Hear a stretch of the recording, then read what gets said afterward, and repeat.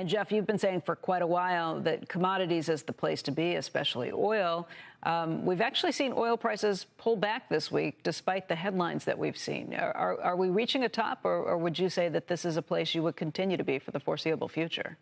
Well, I mean, we have near-term downside risk right now coming from Iran, and the way you can tell the downside risk from Iran, or is it what's going on in Russia, is watch European gas. When European gas is going up and the oil market is going down like we've had over the last 24, 48 hours, it's usually an indication that the market is concerned about an Iranian deal.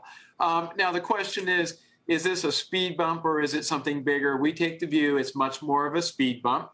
If a deal does get announced between now and the State of the Union, which is where the whole high likelihood of it is, that we're not going to see oil for another 2 to 3 months because there's going to be waivers at the beginning. Now you do have oil and storage that can come out, but when we think about the longer term impact, inventories are low, supply is constrained. We're pushing towards the end of spare capacity, so the market's still very much skewed to the upside. We think on net, if you take our $105 barrel target.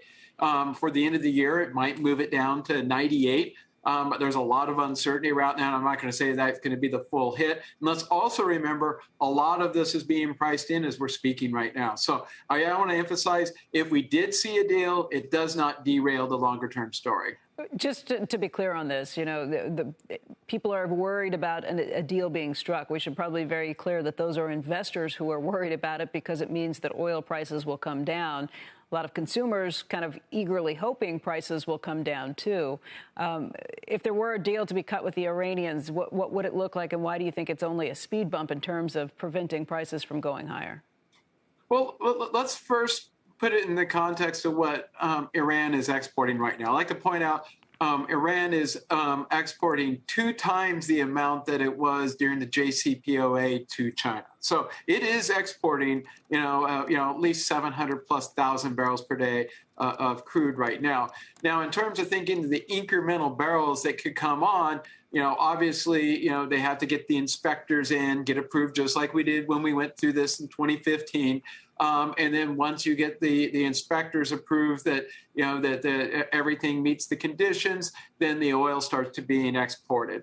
In terms of looking at that production oil, that's looking down the road. It can go 500,000 barrels per day at first, all the way up to somewhere in that 1.3 range further out into 2023.